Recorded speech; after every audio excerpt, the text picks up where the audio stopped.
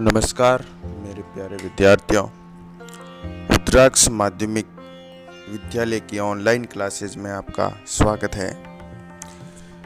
हमने महाजनपद काल, मौर्य साम्राज्य की स्थापना, मौर्य साम्राज्य का प्रशासन पढ़ लिया है।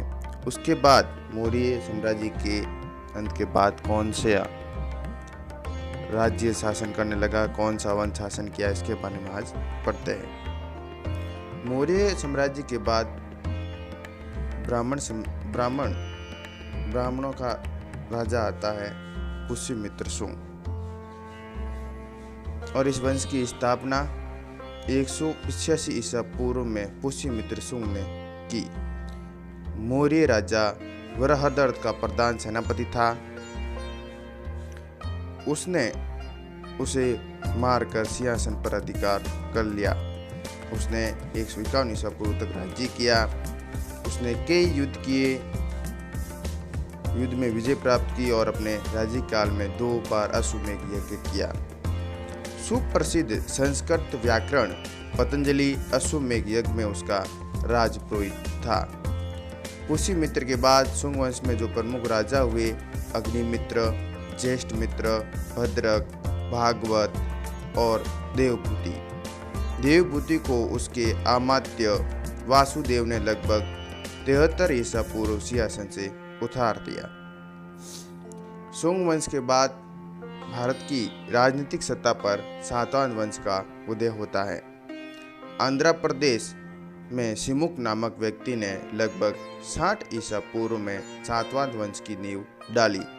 सातवाहन वंश का संस्थापक सिमुक 60 ईसा पूर्व से 37 ईसा पूर्व तक राज्यकाल माना जाता है। सातवाहनों का इतिहास सिमुक के समय से आरंभ होता है। वायु पुराण का कथन है कि आंध्र जातीय सिंधुक या फिर सिमुक ने कर्ण वंश के अंतिम शासक सुशर्मा की हत्या करके तथा शुंगों के बीच हुई शक्ति को समाप्त कर पृथ्वी पर शासन किया। सिमुक ने 23 वर्ष तक शासन किया। सिमुक का उल्लेख नानाघाट चित्रफलक अभिलेख में मिलता है। सिमुक के 7 सिक्के भी इतिहासकारों को प्राप्त हुए हैं। नानाघाट के लेख में सिमुक को राजा सिमुख सातवाहन कहा गया है। जैन गाथाओं के अनुसार सिमुक ने जैन तथा बौद्ध मंदिरों का निर्माण करवाया था। सिमुक अपने शासन के अंतिम दिनों में दुराचारी हो गया था, जिसके कारण उसको मार डाला गया था। सातकर्णिक प्रथम ने सातवाहन वंश की शक्ति एवं सत्ता का विस्तार किया। सातवाहन वंश की राजधानी गोदावरी नदी के तट पर स्थित थी। इसके बाद गुप्त साम्राज्य आता है भारतीय राजनीति में, और वर्ण थे गुप्तों को ब्राह्मण व क्षत्रिय वर्ण का बताया जाता है।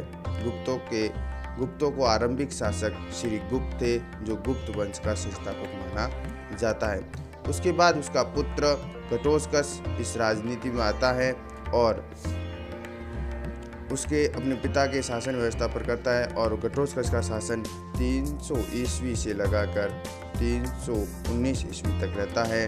चंद्रगुप्त द्वितीय की पुत्री प्रभावती गुप्त के पूना व रितपुर ताम्रलेख में घटोत्कच को गुप्त वंश का पहला राजा बताया है। स्कंदगुप्त ने सुपिया लेख में भी घटोत्कच को गुप्त वंश का पहला राजा बताया है। चंद्रगुप्त प्रथम 320 ईस्वी से 335 ईस्वी तक इसका शासनकाल रहा है। चंद्रगुप्त प्रथम गुप्त वंश का पहला राजा था, जिसने महाराजा धीराज की उपाधि को धारण किया।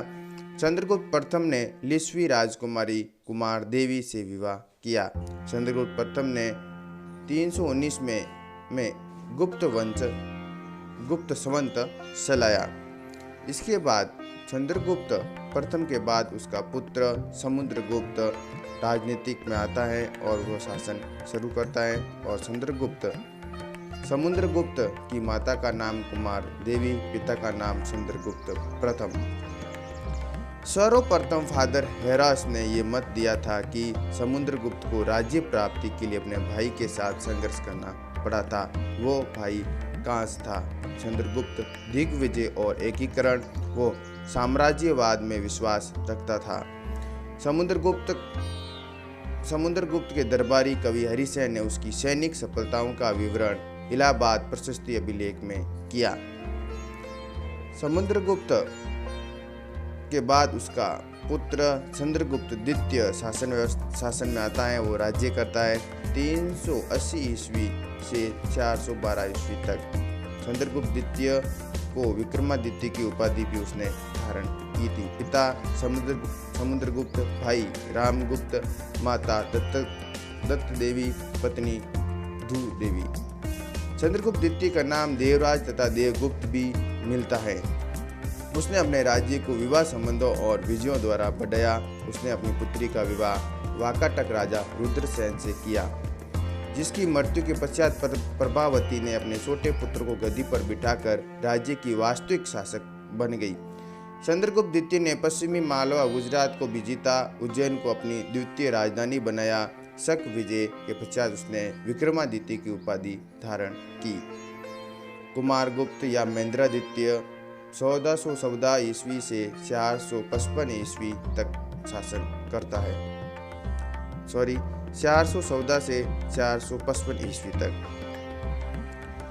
चंद्रगुप्त द्वितीय के बाद उसका पुत्र कुमारगुप्त शासक बना। कुमारगुप्त को ही नालंदा विश्वविद्यालय का संस्थापक माना जाता है। उसका राज्य सौराष्ट्र से बंगाल तक फैला था। अपने राज्य के अंतिम दिनों में उसे पुष्यमित्र के विद्रोह का सामना करना पड़ा था। स्कंदगुप्त ज्येष्ठ पुत्र न होते हुए भी राज्य का उत्तराधिकारी बना। जूनागढ़ अभिलेख द्वारा ज्ञात होता है कि स्कंदगुप्त ने चंद्रगुप्त मौर्य द्वारा निर्मित सुदर्शन झील का जीर्णोद्धार करवाया था। अब मैंने आपको बताया था कि जो हमारा जो पिछला वीडियो आया था मौर्य प्रशासन का, तो उसमें आपको मैंने प्रश्न नहीं दिए थे, तो मैं अब इस वीडियो में आपको प्रश्न दे रहा हूँ। पहला प्रश्न है हमारा, सम्मार्ता नामक अधिकारी का क्या कार्य था, जो मौर्य प्रशासन में दर्शाया गया है और उसमें अच्छी ढंग से भी समझाया गया है। आपको कॉपी में करना है।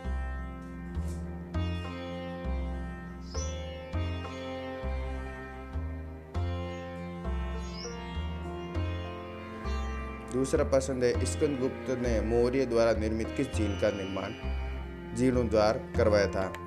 तीसरा प्रश्न है, मौर्य साम्राज्य में न्याय व्यवस्था कितने प्रकार की थी, ये भी उस वीडियो में आया है और मैंने बताया भी है। चौथा प्रश्न है हमारा, मैगस्थनीज के अनुसार नगर प्रशासन किस प्रकार का था। अगर वीडियो में नहीं है तो हमारी 10वीं की बुक में दर्शाया गया है, आराम से आप देख के समझ के इसका आंसर लिखना है।